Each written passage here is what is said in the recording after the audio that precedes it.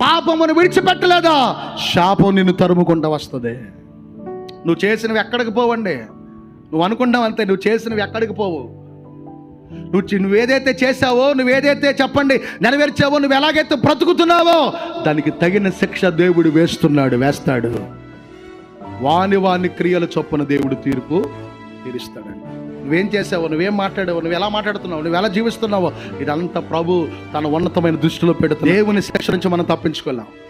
పాపానికి శిక్ష రాకముందు ఈ రోజున నీ చేతులైనా, నీ మనసులైనా, నీ హృదయాలైనా, నీ జీవితమైనా క్రీస్తు రక్తం చేత కడుక్కొందువుగాక.